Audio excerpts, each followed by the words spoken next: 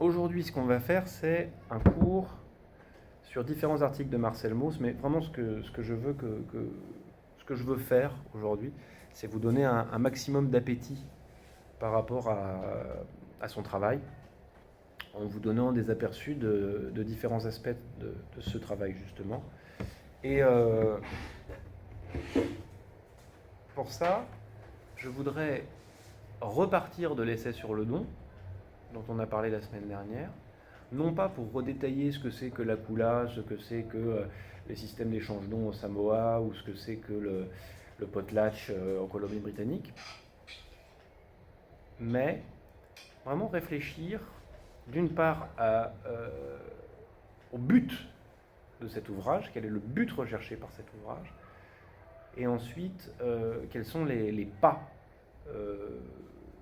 vraiment marquants que Marcel Mauss réalise à l'échelle de l'histoire des sciences sociales. Alors, on va commencer par là. Le but. Pourquoi est-ce que Marcel Mauss, en 1923-1924, publie ces deux articles intitulés L'essai sur le don? Le but est explicite.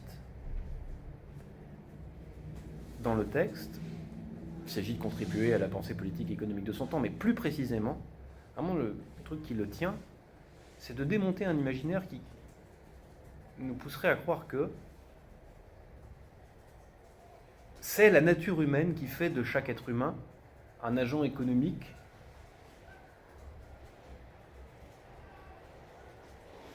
voué à la poursuite de son intérêt individuel à travers des calculs froids et rationnels.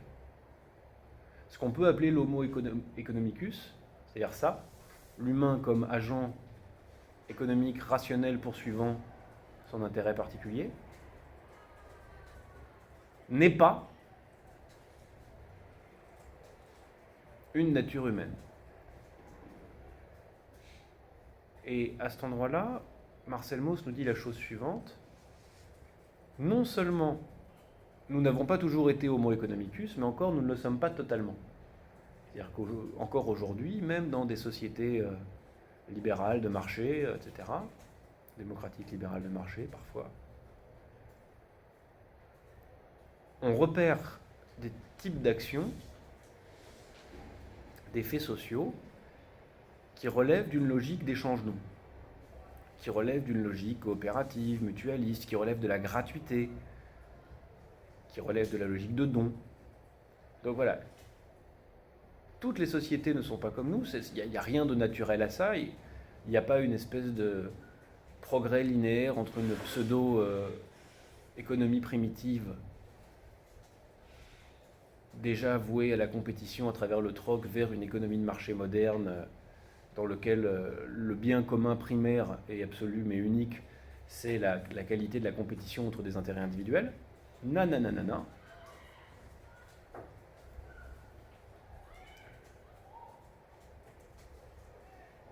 C'est un construit social, et un construit social extraordinairement peu performant si on regarde le service rendu à la société par l'intensification des échanges d'objets, de biens, de personnes.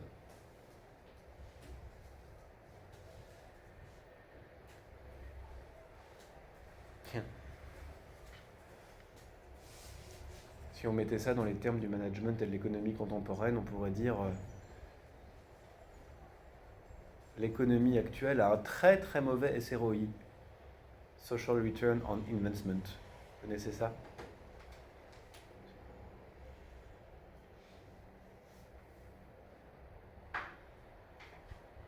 Le retour social sur investissement. Alors,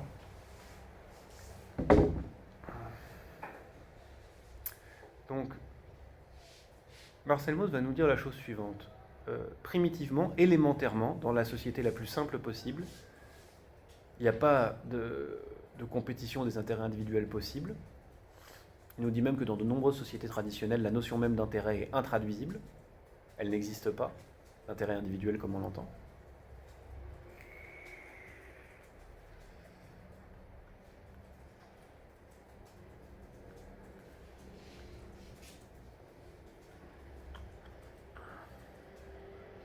Dans des sociétés traditionnelles, nous dit-il, et notamment lorsqu'elles sont très élémentaires, très simples, on observe l'échange sous la modalité de la prestation sociale totale.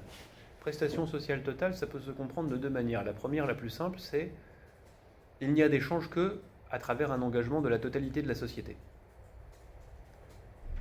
Que ce soit en interne ou à l'extérieur, à chaque fois qu'on échange, on engage la totalité de la société. Donc c'est pas l'individu lambda qui échange des pots, ou du bois, ou du minerai contre des fruits, du cuivre et de la graisse à une autre personne. C'est la totalité de la tribu, de la nation, de la confédération de nations, du groupe qui échange avec la totalité du groupe. Parce qu'en fait, il n'existe pas d'acte qui soit purement économique.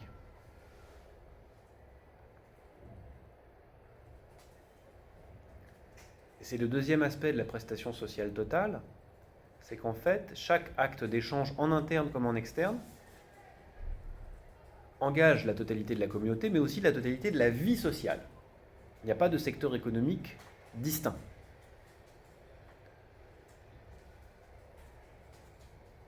De cette situation dans laquelle l'échange individuel est impossible,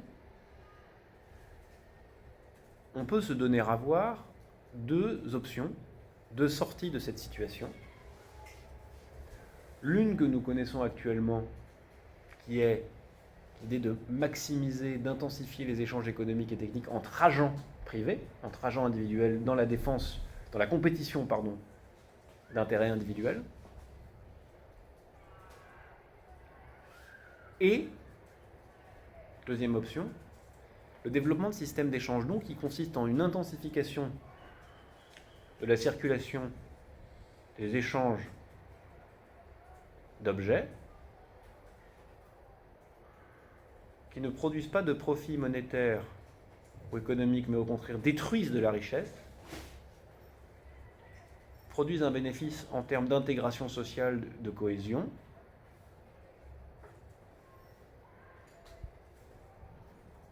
pour le dire encore autrement, un modèle qui accélère et intensifie l'échange d'objets en produisant de l'inégalité sociale, en intensifiant les inégalités, un autre système qui intensifie l'échange des objets pour au contraire empêcher la croissance des inégalités. Un système qui produit une société liquide entre des agents complètement désunis, un système qui produit une société cohérente entre des agents extrêmement intégrés.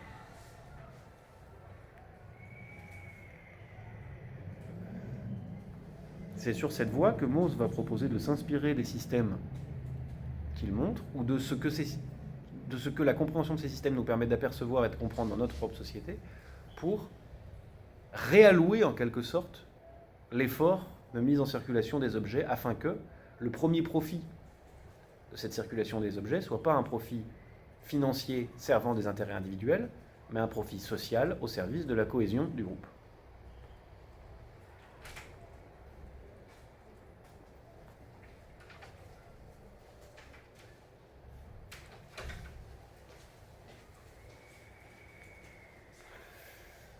Vous avez mentionné que le potlatch, par exemple, était décrit par Marcel Mauss comme étant de nature agonistique, en ce sens qu'on fait des compétitions de dons, des compétitions de générosité. Dans un cas, la compétition sert la destruction d'inégalités, même si on peut augmenter son prestige de manière individuelle, mais pas sa fortune. Donc, la compétition détruit de la richesse et égalise. Dans l'autre cas, la compétition augmente les inégalités. Donc vous voyez, c'est même deux utilisations de la compétition, de la concurrence, qui sont radicalement différentes.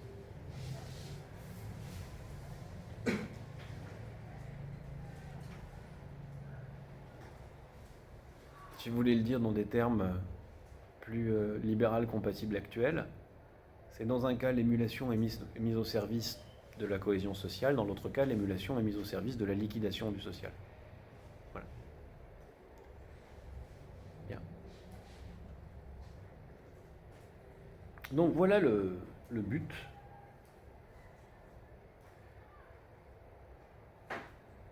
démontrer que l'homo economicus n'est pas une fatalité inhérente à la nature humaine. Voilà. La nature de l'être humain, ce n'est pas la poursuite de l'intérêt particulier. Du moins, rien ne le démontre dans l'anthropologie historique ou l'anthropologie actuelle des sociétés humaines. C'est un choix. Cela relève de choix sociaux.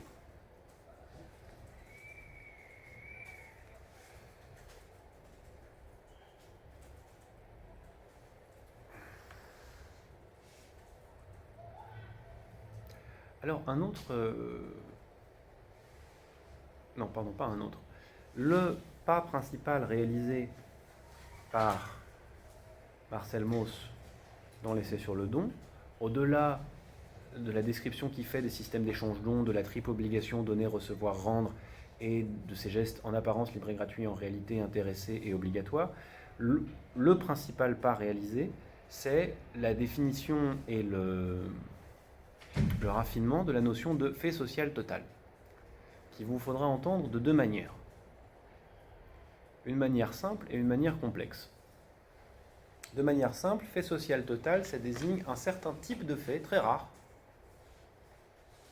Des grandes fêtes, des grands rassemblements, des grandes célébrations, des moments spécifiques de la vie sociale dans lesquels sont manifestés, ou qui procèdent de, la totalité du produit du social.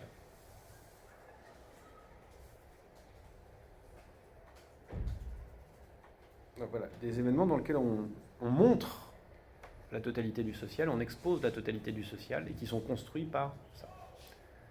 Donc des moments dans lesquels on va à la fois exprimer les normes religieuses, les normes commerciales, les normes économiques, les normes juridiques, les normes esthétiques, les normes diplomatiques, les normes, je sais pas moi, culturelles, les normes dans les arts de la table, des moments où on va sortir tout le produit du social et l'exposer. Alors c'est à l'occasion de la description du potlatch, par exemple, qui va nous parler de fait social total. Un moment donné dans lequel tout le produit du social est mis en exposition et mobilisé. À ce moment-là, il réactive une réflexion qu'il avait commencé à développer avec Durkheim, en collaboration avec Durkheim, lors de la rédaction des formes élémentaires de la vie religieuse. Voilà. Fait social total, un fait qui manifeste en même temps toutes les institutions de la société, fait qui procède en même temps de toutes les institutions de la société. Alors,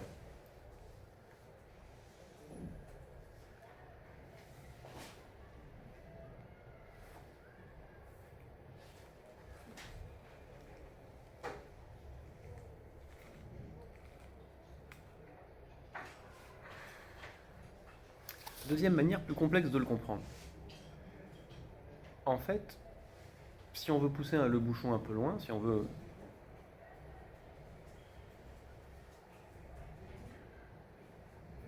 on peut admettre que tout fait social peut être considéré comme un fait social total, en ce sens que tout fait social, lorsqu'il est produit, ne peut être extrait de la totalité du système social qui permet sa production, qui détermine sa production. En d'autres termes, on ne peut pas isoler un fait social du contexte dans lequel il est construit et produit. Pourquoi ? Parce que les faits sociaux n'ont pas d'existence autonome des individus. C'est toujours les individus qui manifestent, qui produisent les faits sociaux. Or, comment est-ce qu'un individu produit du fait social ? Comment ça se passe ? Ça se passe en 3 temps. Agrégation, synthèse, reproduction. Incorporation, synthèse, reproduction. D'abord, incorporation. Je suis dans un groupe social, je vois des manières de faire, de sentir et d'agir qui me sont externes et qui me sont imposées. J'incorpore du social.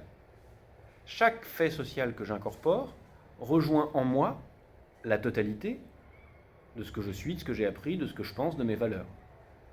J'en fais une synthèse. Et c'est à travers cette synthèse que je vais reproduire ce que j'ai incorporé. Or, ça implique nécessairement une dynamique. Ça veut dire que je vais très légèrement modifier le comportement que j'ai observé et que je vais reproduire, la valeur que j'ai apprise. Je vais très légèrement la modifier parce que c'est moi qui vais en faire la synthèse dans mon esprit, dans mon corps en réalité.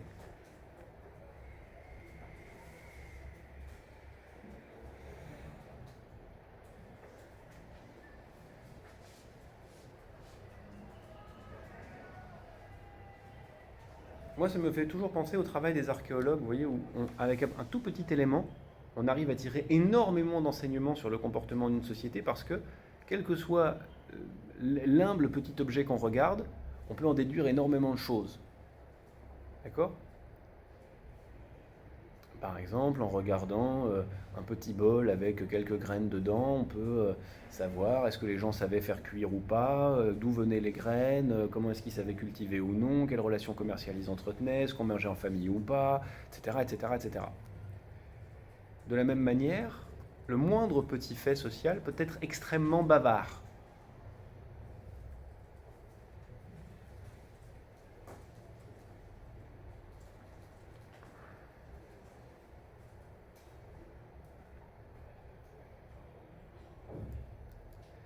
Je reviens à mes moutons. Donc, effet social total, dans le fond, un certain type de fait qui manifeste tout à la fois, et ça nous invite à penser le fait que, dans le fond, chaque fait social est produit à travers une synthèse qui mobilise la totalité du social tel qu'incorporé par un individu. Et donc, on est obligé de considérer, et là je reviens à mes moutons, on est obligé de considérer que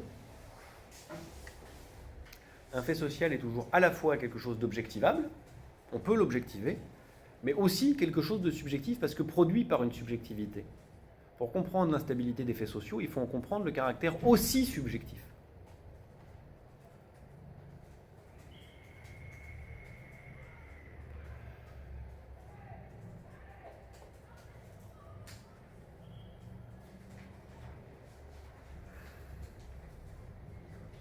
Ce qui fait que quand on vous raconte que les gens sont des agents économiques rationnels, on vous raconte une fable, c'est qu'en fait ce sont des agents sociaux et que par conséquent ils n'ont pas toujours des actions rationnelles et que pour comprendre leur comportement, il faut rentrer dans leur culture et la somme des représentations qui à un moment donné a produit tel choix, telle décision, etc.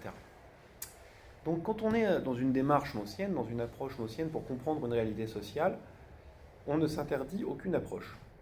Voilà.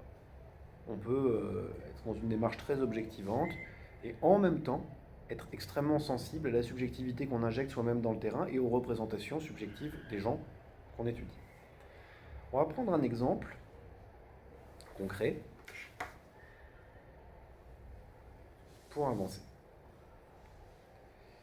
Vous savez qu'en ce moment, il y a tout un battage médiatique autour de la situation d'un certain nombre d'humains qui sont coincés entre des forces de l'ordre polonaises et des forces de l'ordre biélorusses, autour d'une frontière entre le territoire biélorusse et le territoire polonais, et qui sont privés d'un certain nombre de droits élémentaires, sur le droit d'aller et venir, mais aussi le droit de ne pas avoir froid, de ne pas souffrir de la faim, de ne pas mourir, de ne pas perdre sa dignité, enfin des choses comme ça. Et ce que je vous propose d'essayer de comprendre, c'est non pas la réaction des politiques, biélorusses, polonais, allemands, français, anglais, slovènes, croates, russes, mais des opinions publiques. Imaginons que vous soyez chercheur, que vous vous intéressiez aux opinions publiques sur ce sujet-là, et voilà, la tâche qu'on vous donne, c'est essayer de comprendre les réactions des opinions publiques par rapport à la situation de ces humains-là. Quels outils utiliseriez-vous? Et à chaque fois, avec quelle opportunité, quelle limite?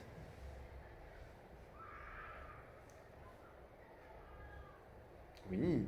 D'abord, on peut utiliser l'imagination, c'est-à-dire partir d'un certain statut social et se dire avec ce statut social, la personne pourrait agir de telle manière, et avec un autre statut social, voir en fonction de la compassion par exemple qu'elle pourra avoir, Oui.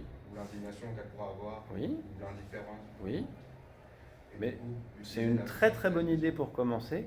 Pour commencer. Il faudra juste très très vite changer de méthode. Parce que sinon, vous allez être un romancier et pas un sociologue ou un anthropologue. C'est pas grave. Du coup, après, il faut aller interroger, je pense. Mais c'est très intéressant ce que vous avez dit. Il faut commencer par là. L'imaginaire, c'est très bien, notamment pour en avoir une approche critique. Et donc être capable très vite de se retourner sur soi-même en disant mon imaginaire me marque de telle et telle manière, il y a tel biais, je vais essayer d'éviter de l'introduire dans mes méthodologies. Parce que du coup, si on s'imagine, une fois qu'on interroge, Ouais. on peut plus facilement s'éloigner du préjugé. J'ai des dizaines d'exemples comme ça de terrain où avant de commencer, il y a tel ou tel préjugé qui vient de l'imagination, qui vient de la culture, qui vient des préjugés sociaux. Et c'est assez rare qu'on arrive à les identifier sérieusement avant de commencer, et quand on y arrive, c'est très riche. Donc pourquoi pas, l'imaginaire, c'est très puissant l'imaginaire, mais surtout pour immédiatement avoir dessus un regard critique. Alors, ensuite, qu'est-ce qu'on peut faire ?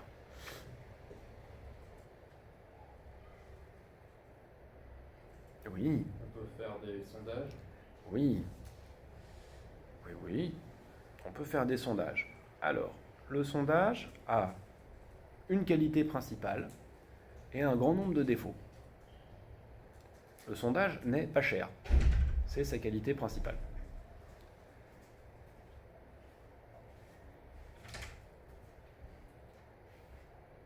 Est-ce que vous pourriez allumer la lumière, s'il vous plaît ?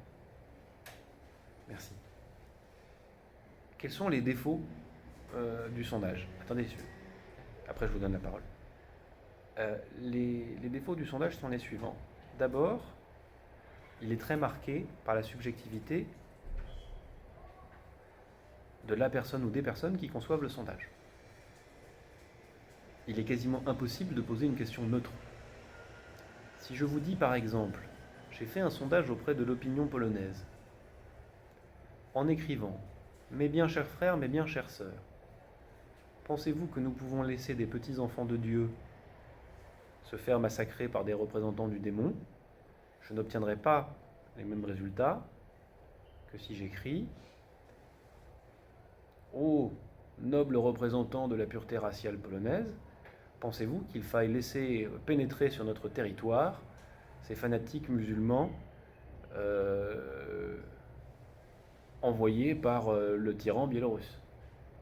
Mais si j'essaye d'être neutre, que j'écris êtes-vous favorable ou défavorable à la venue sur le territoire polonais de cette population de réfugiés ? C'est pas neutre, j'ai dit réfugiés. Alors qu'est-ce que je dis ? Êtes-vous favorable ou défavorable à entrer sur le territoire ? C'est peut-être trop. À l'accueil dans des camps humanitaires de cette population de migrants. Oui, mais quand je dis migrants, là aussi, c'est un choix. Pourquoi je dis migrants ? Ça ne définit pas migrant. Si je choisis apatride, qu'est-ce que je... Vous voyez, il va y avoir des choix, forcément. Donc les questions vont être subjectives. Par ailleurs, une fois que j'aurai fait un choix, je vais proposer à une population de répondre à une question qu'elle ne s'est pas posée. C'est pas elle qui se pose la question, c'est vous qui lui posez la question. Et elle va répondre à sa manière, sans que vous compreniez très bien quels sont les tenants et les aboutissants de la réponse.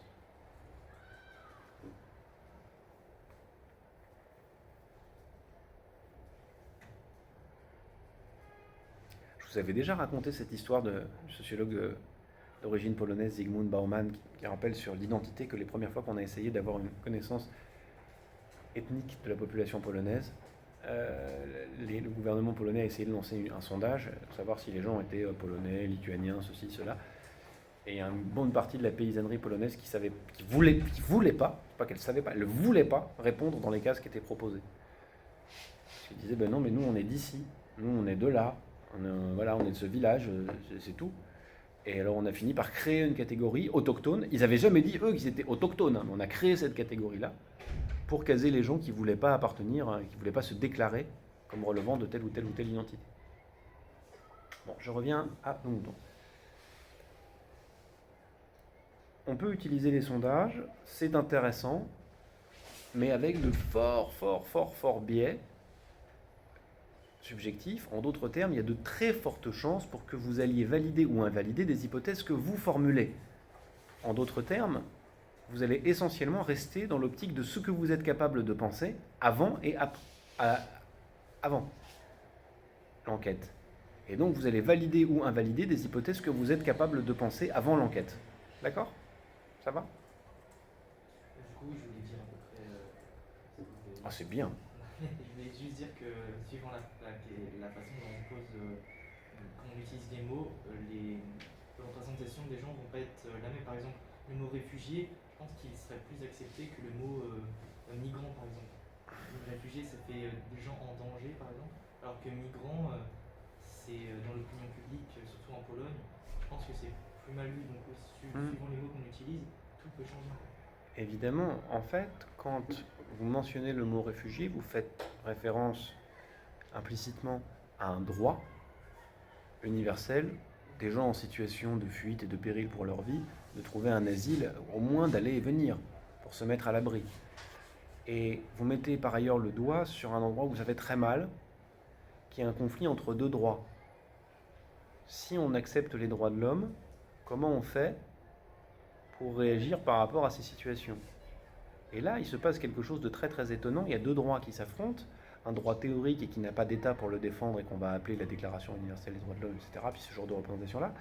Puis un droit polonais, ou biélorusse, ou français, ou allemand, de gens qui disent, nous sommes souverains sur notre terre, nous sommes égaux en dignité entre citoyens à l'exclusion de ceux qui ne le sont pas, et nous voulons garder la maîtrise de la population de notre territoire. Donc nous avons créé une solidarité liée à la nation et qui autorise le refus de solidarité à quiconque n'est pas bénéficiaire de la qualité de sujet de droit de la nation. Voilà. Et nous avons affaire à des gens avec qui nous n'entretenons aucune relation de devoir ou d'obligation, puisque, dans le fond, ils n'engagent pas de relation d'État à État. Ils sont en quelque sorte quasiment dans une situation d'apatride. D'accord? Même si je crois que l'Irak a rapatrié 200 personnes dans cette situation-là. Enfin, voilà. Et à cet endroit-là, qu'est-ce qu'on peut utiliser d'autre pour comprendre, pour connaître? Ouais. Interroger directement les personnes, elles sont Ouais. mais c'est très limité. C'est très cher. Ouais. On peut le faire, mais c'est très cher. La grande difficulté qu'il va y avoir, c'est que on peut faire apparaître de l'impensé.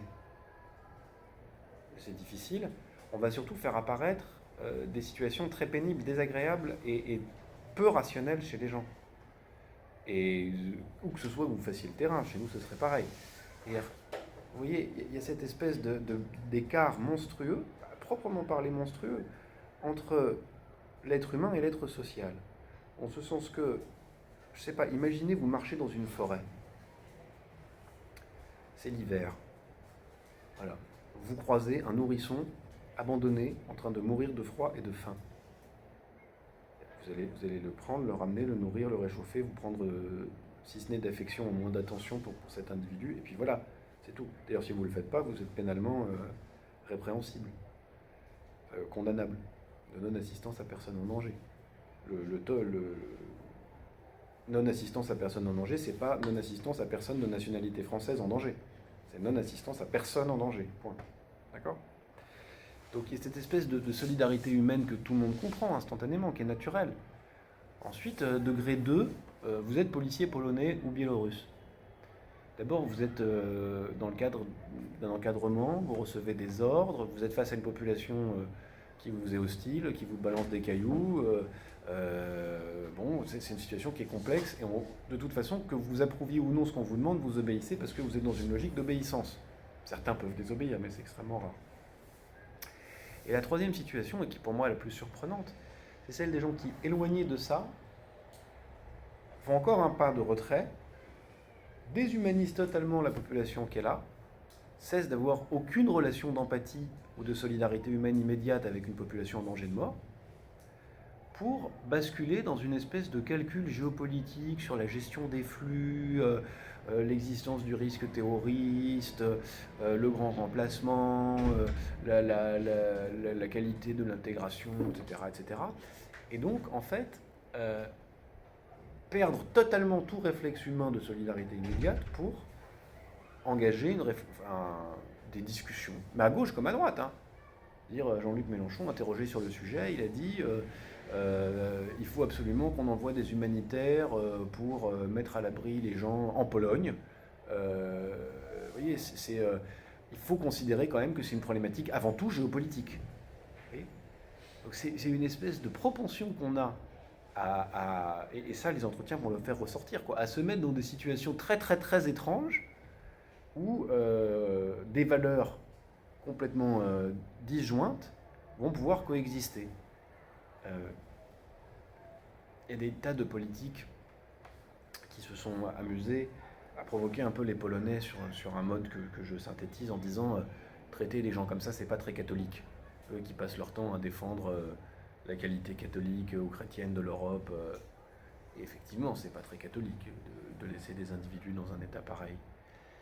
Et néanmoins, vous voyez, vous allez voir donc cohabiter dans les mêmes représentations, et là vous allez rentrer dans une vraie complexité. Voilà, les représentations sur la solidarité nationale, sur la solidarité entre humains, sur la relation, la reconnaissance du semblable et du différent. Comment est-ce qu'on fait pour complètement oblitérer la qualité humaine des gens dont on parle. Enfin voilà, vous allez rentrer dans ce détail-là. Et il nous reste une troisième option, encore que les sciences sociales nous offrent.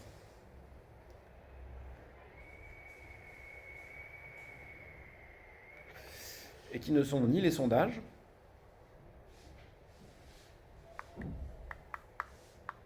la stat. Vous allez faire des statistiques. Et donc vous allez tâcher d'observer des variations concomitantes dans la statistique. Et par conséquent, vous allez prendre vos sondages, vous allez regarder les résultats. La même question un peu partout.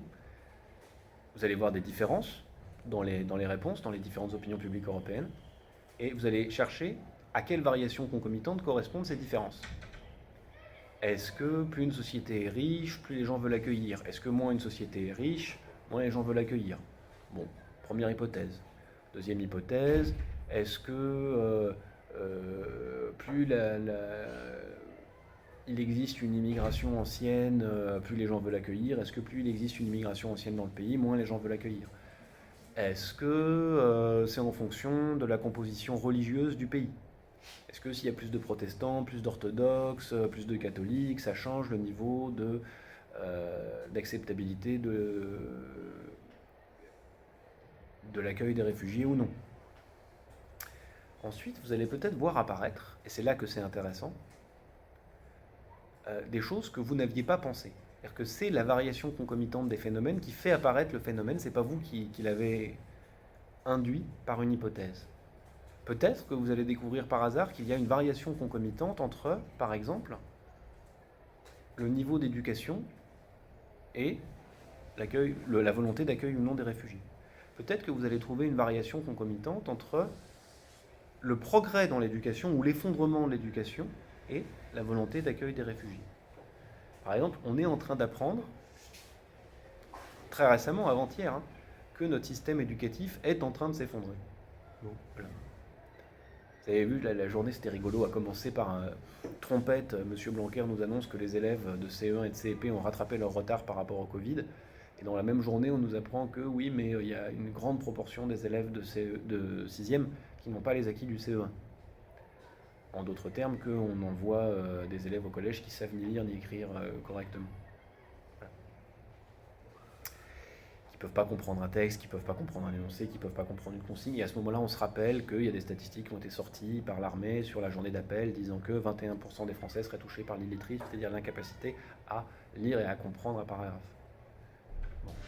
Alors là, vous pourriez peut-être tenter d'identifier, par exemple, une variation concomitante entre la capacité à transmettre une langue et à transmettre des savoirs et la peur de l'étranger. Par exemple. Est-ce que si je me sens extrêmement en insécurité sur ma capacité à intégrer, je ne commence pas à avoir peur des autres? En gros, un truc un peu contre-intuitif qui consisterait à dire plus une société est bien intégrée, plus elle accepte l'étranger, moins elle est intégrée, plus elle repousse. C'est pas évident.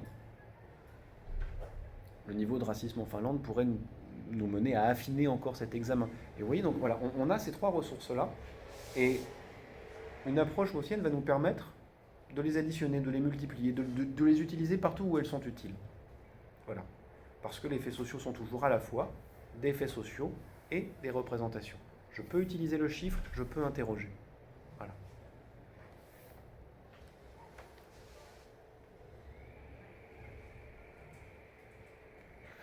Souvent, le bon ordre consiste à... Enfin, c'est vraiment une appréciation personnelle que je vous donne. Hein. Regardez les chiffres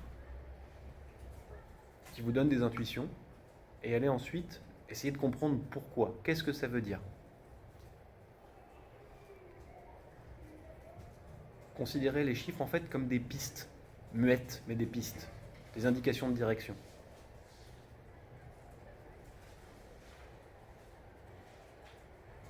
Quant au sondage, honnêtement, c'est vraiment la partie où on fait du business. Hein. C'est pas très louable. Bien qu'il y a des gens qui sachent en faire à peu près correctement, mais... Bien. Oh là là, comme le temps a filé. C'est fou, ça. Bon, alors... Je vous ai parlé du but, de l'essai sur le don. Je vous ai parlé de ce que c'est qu'un fait social total. Je vous ai montré un petit peu comment est-ce qu'on pouvait mettre au service d'une même enquête plusieurs méthodologies, quelles étaient leurs limites et quels étaient leurs avantages. Maintenant, passons à la revue rapide de 3 articles de Marcel Mauss qui vous donne un petit peu la palette de ce qu'il propose. Donc vous avez vu une étude dans le fond qui est une étude de l'économie, de comment l'économie contribue à la cohésion sociale ou au contraire contribue à la destruction, à l'émiettement du social. Voilà.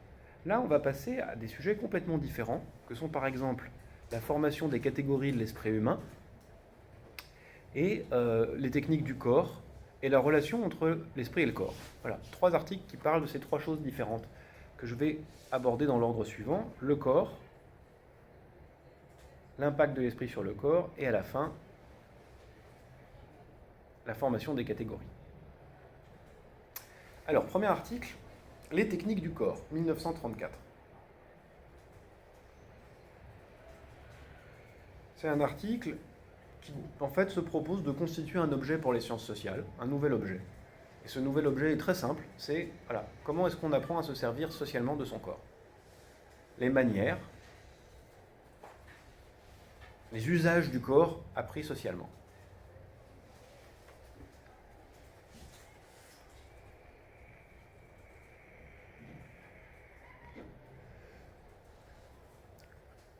Alors, notre bon Marcel Mauss, en bon ethnographe qui n'enlève jamais ses pantoufles et qui ne sort pas de ses appartements, commence ce petit article par une espèce d'auto-observation. Et précisément, il regarde la manière dont il dort. Et il nous dit, voilà, c'est bizarre. Dès que je bouge de lit, dès que je change de chambre, je fais des insomnies. Ça me fait penser à la Première Guerre mondiale, dans lequel j'observais que les soldats australiens qui savaient dormir accroupis pouvaient survivre beaucoup mieux à l'épuisement que leurs collègues qui ne savaient pas dormir accroupis et qui donc étaient obligés soit de s'allonger dans la boue, soit de se tenir à leur fusil. Et donc, je remarque qu'un truc aussi élémentaire que le sommeil, en fait, est appris socialement et que je sais dormir de manière différente selon l'endroit où j'étais élevé. Voilà, début de l'enquête. Et vous voyez bien que ça s'est confirmé immédiatement. Je ne sais pas si certains parmi vous ont déjà participé à l'éducation d'un nourrisson. C'est la première chose qu'on apprend à un nourrisson. On lui apprend à faire nos nuits. C'est pas ses nuits qu'on lui apprend à faire. On lui apprend à faire des nuits qui nous permettent à nous de travailler la journée. Donc on l'insère dans un rythme social. Voilà. Un nourrisson qui naît en France aujourd'hui, on lui demande le plus vite possible de dormir 6 heures par nuit, en gros de minuit à 6 heures du matin. Voilà. Parce que ça, c'est un rythme qui permet de travailler. C'est tout bête. Alors ensuite, il s'intéresse aux manières de marcher qui sont apprises socialement, aux manières de courir qui sont apprises socialement, aux manières de nager, aux manières de respirer.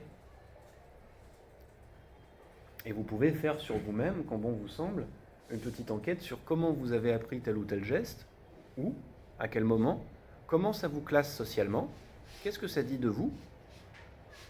Ça va des manières de croiser les jambes, à se gratter, à rôter, à péter, à rire, à montrer du doigt. Il y a des manières de fumer. Il y a, toutes les manières ont un discours social parce qu'elles renvoient au groupe qui vous a enseigné la manière. D'accord? Du geste le plus infinitésimal, un geste des yeux, la manière de regarder. Tiens, ça c'est... Je me souviens d'en être venu aux mains avec un jeune homme grec parce que j'avais eu la bêtise d'emmener un copain à moi sans le briefer avant. J'étais jeune ado, à l'âge où tous les soirs on sort pour aller dans le bar essayer les nouveaux cocktails qu'on n'a pas encore bu. En fait, on n'en prend qu'un parce que c'est trop cher et on boit de la vodka dans les buissons et ensuite on va regarder les filles sur le... Enfin bref, l'adolescence quoi. Et à un moment donné, alors qu'on avait un petit peu dragouillé de minettes, le copain il voit passer le grand frère d'une des minettes et il soutient son regard. Il regarde droit dans les yeux. Dans un contexte culturel où faire ça, ça voulait dire viens te battre, petit con. Voilà. Alors qu'en France, ça voulait dire tiens, salut. Donc là encore, vous voyez, c'est vraiment l'apprentissage du regard, des gestes, de comment on fait, vraiment dans les choses les plus simples, les plus intimes. Je faisais la remarque à un de vos collègues tout à l'heure sur le lever la main. J'ai souvent pitié de vous parce que c'est de plus en plus compliqué pour vous de lever la main au fur et à mesure que tous les gestes deviennent signifiants. Si vous faites ça, hein, bon, mais si vous faites ça, eh bien oui, mais si vous faites ça, oui, mais si vous faites ça, si vous faites ça, si vous faites, enfin, à chaque fois c'est signifiant. Alors c'est quoi la bonne... Alors je regardais, il était là comme ça. Parce que si vous faites ça, vous avez l'air de la reine d'Angleterre, ça va pas non plus. Donc, alors souvent vous grattez les cheveux, enfin une espèce de, vous essayez de faire signe parce que la main comme ça, c'est plus très bien quoi faire. Et vous voulez pas non plus faire ça ou un geste qui n'aurait pas de sens. Ça non plus, vous ne pouvez pas le faire. Mais ça non plus. Si vous faites ça, vous allez... Enfin, ça va. Donc, voilà. À un moment donné, le choix, c'est vraiment... Même des fois, par défaut, on se retrouve pour ne pas signifier autre chose que ce qu'on veut signifier, à ne pas savoir faire le bon geste. Or, le plus élémentaire et le plus traditionnel en France, qui consisterait à faire ça, fait immédiatement faillot. Vous voyez? Donc, vous pouvez vraiment rentrer dans le détail de chaque geste. Donc c'est l'intérêt principal en fait de ce texte-là, c'est de vous éveiller à des petites enquêtes que vous pouvez faire très rapidement sur vous ou autour de vous, sur les usages du corps. On rentre même pas dans les goûts, les dégoûts, les odeurs, etc. Rentrez simplement dans comment on apprend socialement à se servir de son corps. Voilà. Et étape par étape, depuis l'enfance et à chaque âge de la vie, comment on apprend socialement à se servir de son corps. Le deuxième point intéressant du point de vue de Marcel Mauss, cet apprentissage social des techniques du corps peut être mené consciemment par une société. Par exemple, je suis l'armée française, je veux et j'exige que l'essentiel des jeunes gens sachent nager, donc j'organise la formation. Ou inconsciente. Personne en France n'a jamais décidé que les jeunes gens auraient la capacité de faire tourner leur stylo sur le plat de la main. Et pourtant, c'est le cas.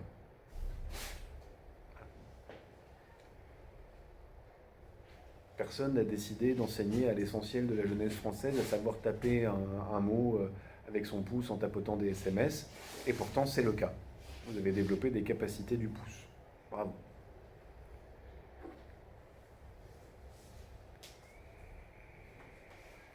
Par contre, on a bombardé les générations qui vous ont précédé d'éducation à la pratique, la bonne utilisation du préservatif.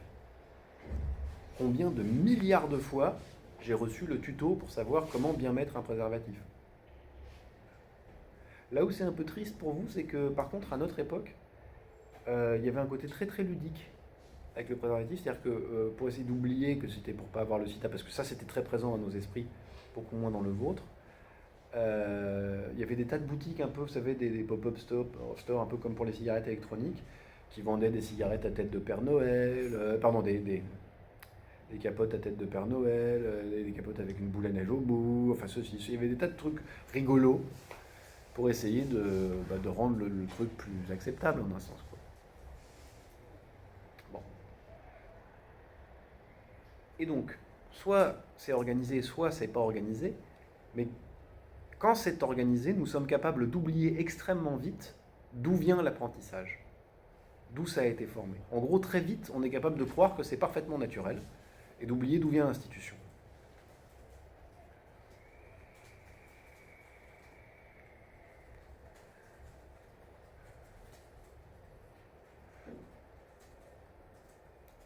En gros, dites-vous qu'il est envisageable que dans 30 ans, la technique du salut par coude interposé soit devenue naturelle et que tout le monde ait complètement oublié que ça venait du Covid. Voilà.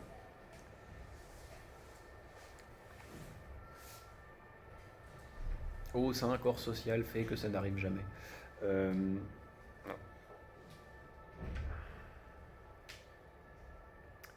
Alors, on va maintenant s'intéresser, je vais essayer de vous donner envie de lire un deuxième article qui date de 1926, qui a un titre à rallonge et qui s'appelle « Effet physique sur l'individu de l'idée de mort suggérée par la collectivité ». C'est beaucoup trop long, vous pouvez appeler ça l'idée de mort.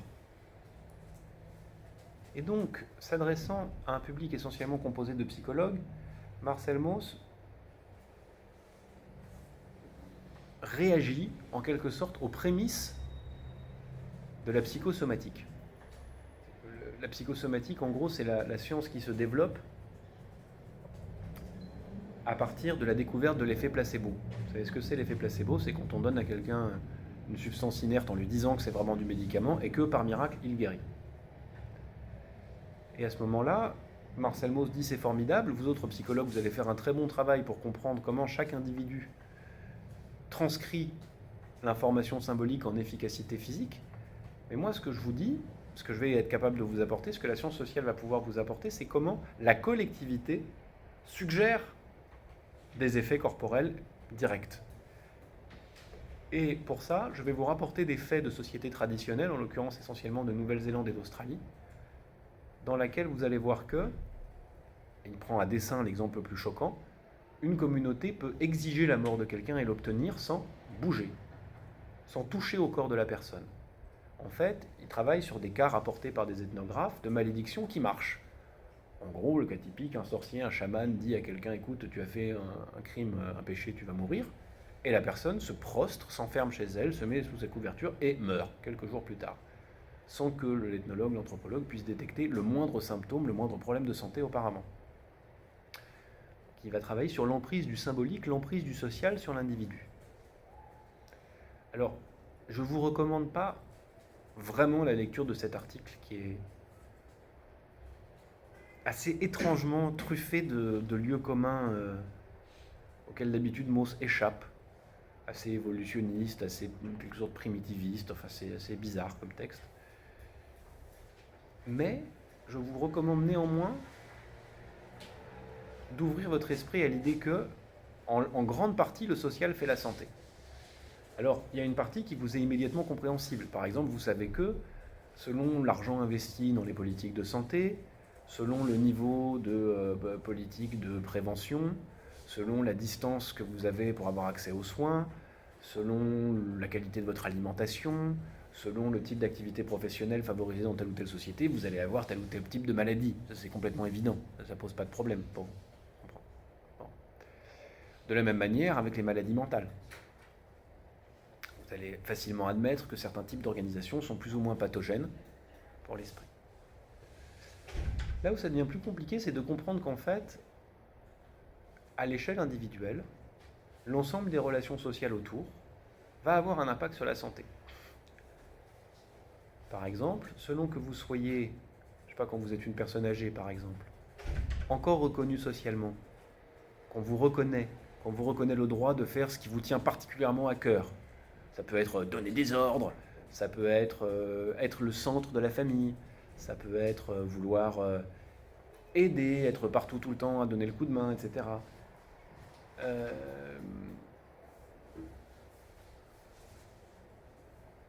Ce qu'on peut appeler les ressorts de santé et d'autonomie, mais peu importe, ne notez pas ça. Vous allez voir que, dans le fond, on observe souvent que ce qui précède l'effondrement physique l'entrée en grande fragilité, la descente aux enfers qui amène soit à la mort, soit à l'état végétatif, c'est un effondrement social. C'est le fait qu'on vous a fait perdre une capacité sociale. On vous empêche d'aller à ce loisir qui était si important pour vous. Vous avez perdu votre conjoint et vous êtes obligé de changer de domicile. Vous allez dans un lieu où plus personne ne vous reconnaît. Vous ne pouvez plus faire cette activité bénévole qui était si importante pour vous. Et donc à ce moment-là, c'est l'ensemble relationnel autour de vous qui, en changeant, je ne peux pas dire provoque, mais crée le terrain favorable à votre effondrement en santé.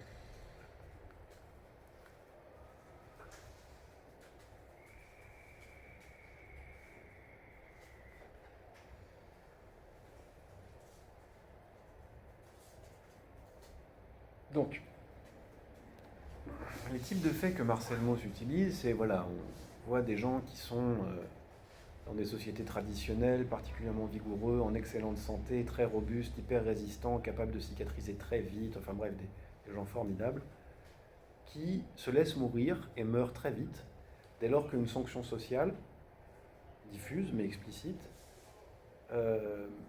diffuse ou explicite, pardonnez-moi, est formulée, réclamant en quelque sorte leur mort pour la communauté. Ce dont je vous parle, c'est vraiment l'idée que il y a une part que la clinique n'explique pas parfaitement bien, une part de la santé que la clinique n'explique pas bien, et qui pourrait peut-être s'expliquer par une forme de socio-somatique, c'est-à-dire d'impact du social sur la santé.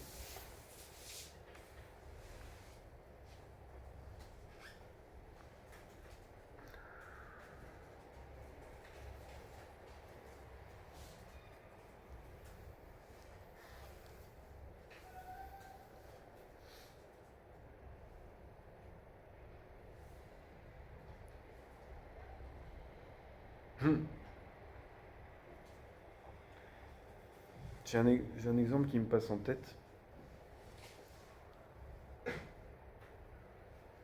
qui va varier un peu des cours précédents.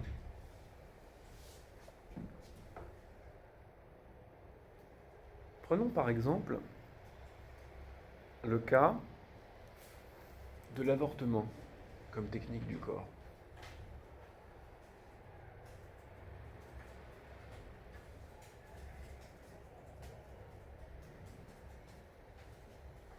C'est une technique qui a radicalement changé. La majorité des femmes qui procéderont à un avortement vont le faire avec une assistance médicale, parfois même une assistance psychologique.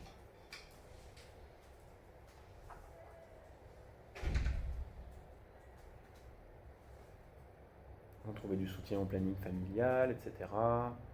Vont utiliser des ressources chimiques de la médecine, ou une intervention plus directe, mais là clairement assistée médicalement.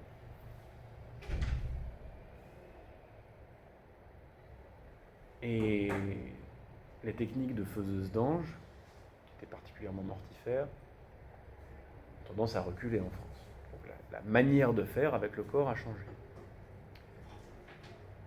Est-ce qu'on se souvient pourquoi cette technique a changé? Je vous pose la question. Pourquoi? Pourquoi est-ce qu'il a été en quelque sorte si urgent de dépénaliser l'avortement et de le... Oui. Est-ce qu'il y avait de nombreuses femmes qui mouraient dans l'intégration? Dans quelle proportion? Voilà, je sais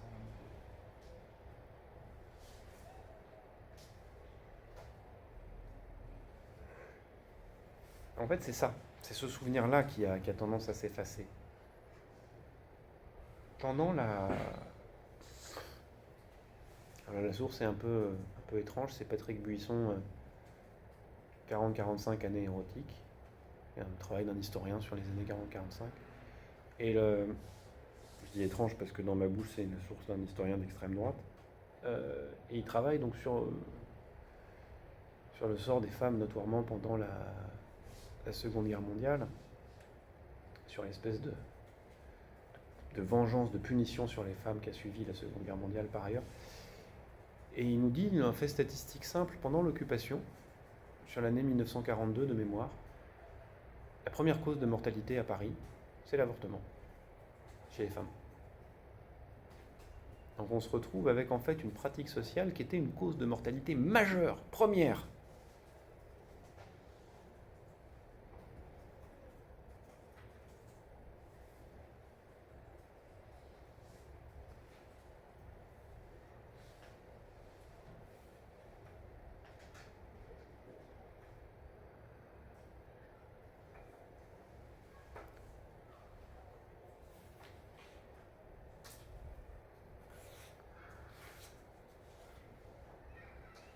J'ai un autre chiffre horrifiant à vous donner, mais j'ai plus la statistique exacte en tête sur les pratiques de mise en nounou au milieu du 19e siècle et jusqu'au début du 20e siècle, avec des chiffres invraisemblables de mortalité chez les enfants des nounous et chez les enfants mis en nounou. Mais oui, alors vous leviez la main? Oui, je voulais savoir, est-ce que du coup cette surmortalité pendant l'occupation, elle était due par exemple au viol des nazis sur les femmes du coup qui voulaient plus avorter, ou alors c'était comme ça déjà avant, et enfin l'occupation ça n'a pas augmenté la mortalité? Non.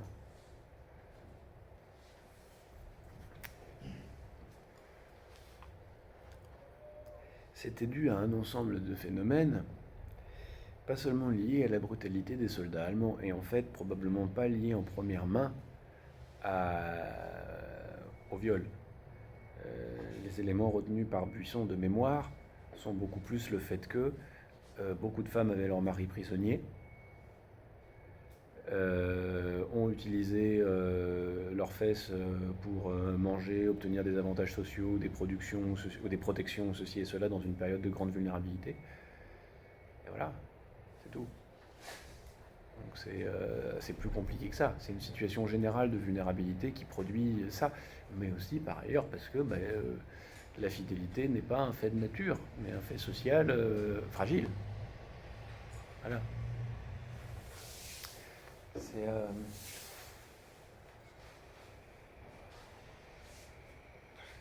C'est assez marrant d'ailleurs, comme sur le sujet, on est capable de proférer tranquillement des énormités.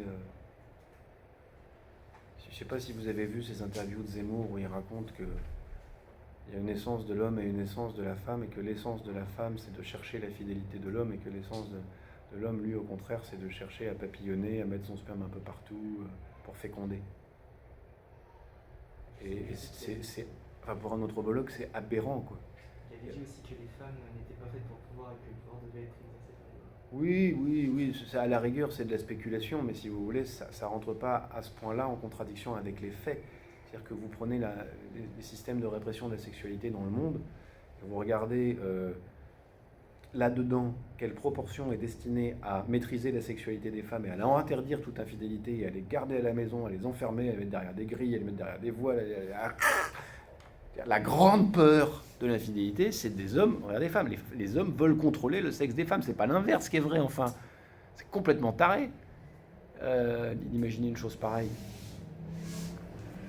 Et quand vous regardez chez les animaux, c'est exactement la même chose. Il y a une compétition, je sais pas, chez les grands primates par exemple, du mâle dominant pour être le seul à posséder ces femelles. Et puis, les femelles, elles vont se marier derrière parce qu'il faut bien. Puis, c'est meilleur pour le patrimoine génétique. Enfin, bon, bref.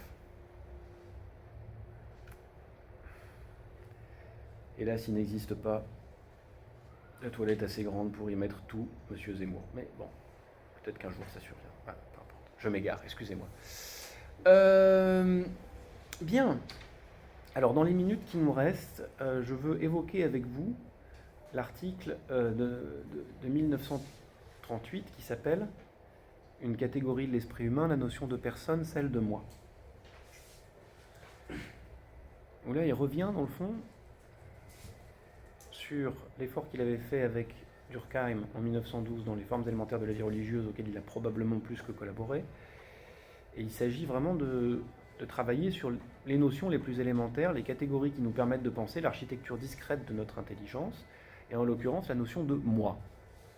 Et par un travail comparatif, il va commencer par établir que c'est pas du tout universel. Toutes les sociétés n'ont pas pensé à base de moi, oui mais moi, mais enfin moi, bah pour moi, non. C'est une manière de penser dont il fait l'archéologie. En repartant notamment du droit romain, de la culture romaine, en passant par l'apport de la culture chrétienne, jusqu'aux déformations que la psychologie et une compréhension hasardeuse et inexacte de la psychanalyse ont pu apporter à la manière générale qu'on a de concevoir notre petite personne.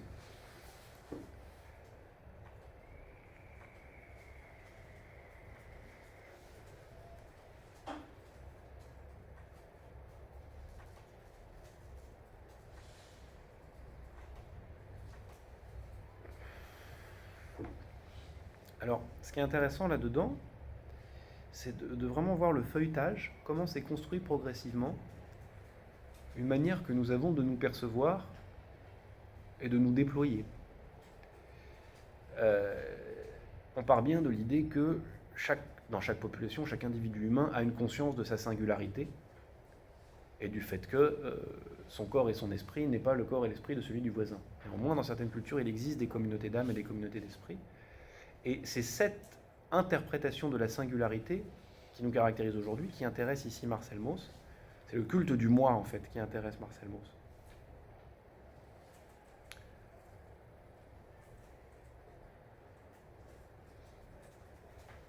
Avec la généalogie suivante,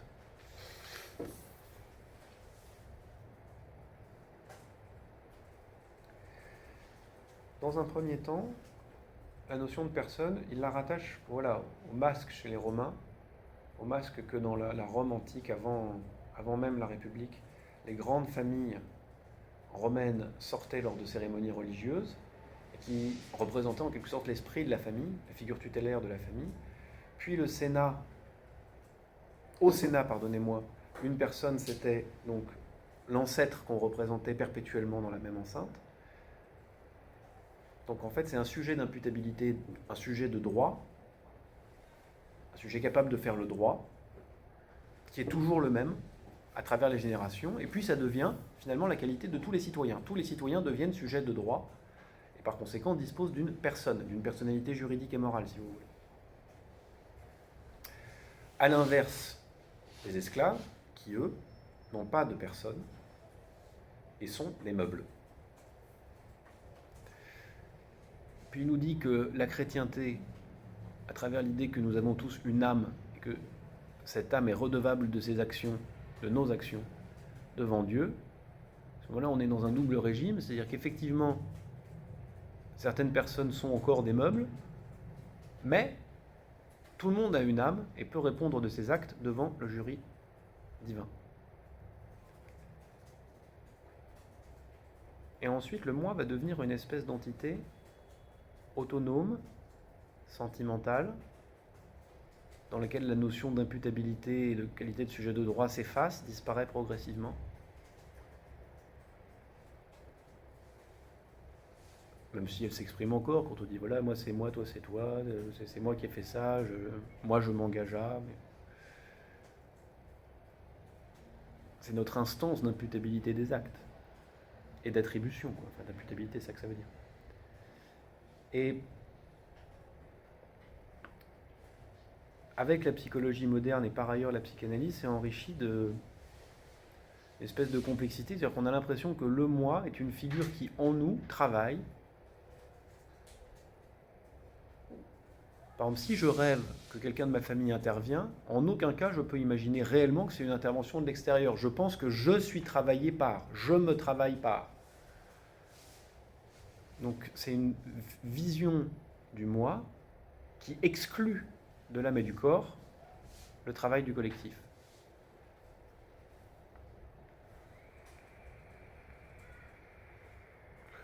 Tout ce qui se manifeste à ma conscience dépend de moi. Je réagis certes à un donné externe,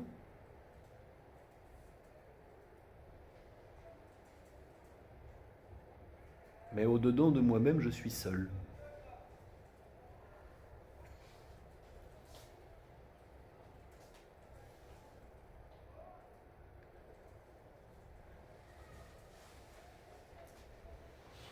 L'interprétation que le sens commun a faite de la notion d'inconscient est particulièrement criante à cet égard.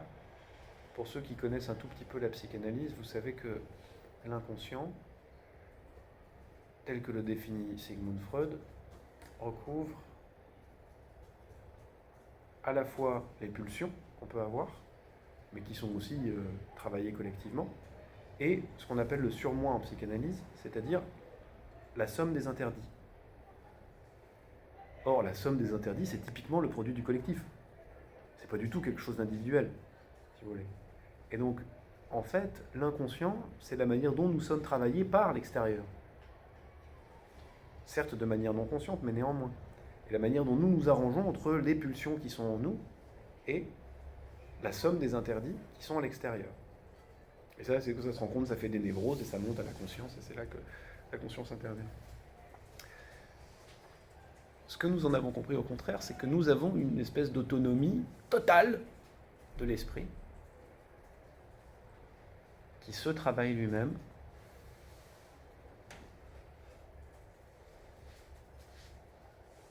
Et donc c'est assez intéressant parce que vous voyez que dans cette histoire, il y a un bricolage qui se fait, la plupart du temps de manière non consciente, parfois avec l'intervention d'institutions, parfois sans intervention d'institutions, parfois en restant assez proche de la doctrine qui a été source d'inspiration, parfois en s'en éloignant radicalement. Vous voyez ? Par exemple, quand on parle du coup d'être tout saint en Jésus, ça a été assez proche au début, puisqu'effectivement, c'est l'idée que chacun a une âme et est responsable de ses actes en fin de compte. Mais simultanément, aujourd'hui, on n'a plus du tout l'impression d'avoir besoin de croire en Dieu et à l'existence d'un tribunal après la mort pour considérer qu'on a une âme, qu'on a un esprit et qu'on est tous redevables de nos actes. On ne l'impute pas à l'institution. Et on s'est détaché des conditions de création, du motif et de la manière de penser. Ça implique aussi la réciproque, c'est-à-dire que si moi je suis responsable de mes actes, vous n'êtes pas responsable, et que par conséquent, il n'y a pas de responsabilité collective, comme il pouvait par exemple exister dans le droit franc avec le principe de la vendetta, qui implique que je peux me venger sur n'importe qui de n'importe quel groupe, n'importe qui du groupe qui... pardon, excusez-moi, c'est la fin de journée. Je peux me venger sur n'importe qui appartenant à un groupe dont un membre m'a causé un tort équivalent. Il y a une responsabilité collective, donc je peux me venger sur n'importe qui. Là, il y a une espèce d'individuation de la responsabilité. D'accord ?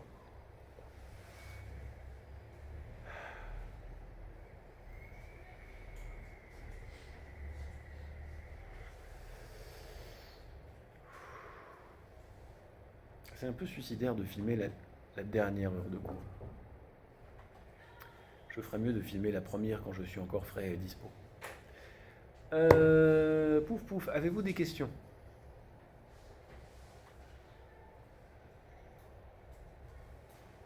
Avant que je sombre totalement et définitivement. Non, ça va ? Bon. On s'approche dangereusement de la fin du semestre, comme vous le savez. On consacrera la dernière séance à faire un galop d'essai. Que vous n'avez pas du tout besoin de préparer, ça sert à rien. Si vous avez envie de relire vos cours, c'est bien, mais c'est pas un examen pour vous, c'est un galop d'essai. Je vais vous proposer des sujets et on va les traiter ensemble pour vous montrer comment on fait. En ce qui concerne les consignes que je vous ai données la semaine dernière, il y a une faute de frappe à la fin. Je ne vous demande pas 3 devoirs, mais 2. Voilà. What else ? Oui, donc on s'approche dangereusement de la fin. Il nous reste à voir comme bloc important l'anthropophagie rituelle chez les Tupinamba. Pour le reste, on a à peu près couvert ce qu'on voulait couvrir. D'accord ? Donc, c'est le moment, pas vraiment aujourd'hui, mais dans les séances à venir, pour poser vos questions rétrospectives sur la totalité du cours. D'accord ? Parce que après, je ne serai plus là pour vous répondre. Voilà. Par ailleurs, dernier point, étant donné que l'épidémie ne baisse pas et va repartir comme c'était prévu, je vous donnerai accès aux vidéos de cours pour que vous puissiez réviser pendant les vacances de Noël, mais en privé. D'accord ? Voilà. Parce puisque je ne vais pas rendre public le fait que j'ai enseigné sans masque ici, ce sera une provoque inutile, ça ne sert à rien. Donc je vous donnerai un lien, je ne sais pas comment on va faire. Soit vous m'envoyez par mail, hein? Vous pouvez juste écrire au tableau et puis on note. Non, oui, mais ça va être à rallonge, vous savez, les liens sont à rallonge. On fera ça, puis je demanderai au secrétariat de vous envoyer à tous un mail avec le lien vers les vidéos privées, comme ça c'est aussi simple. Voilà. C'est fini. À la semaine prochaine.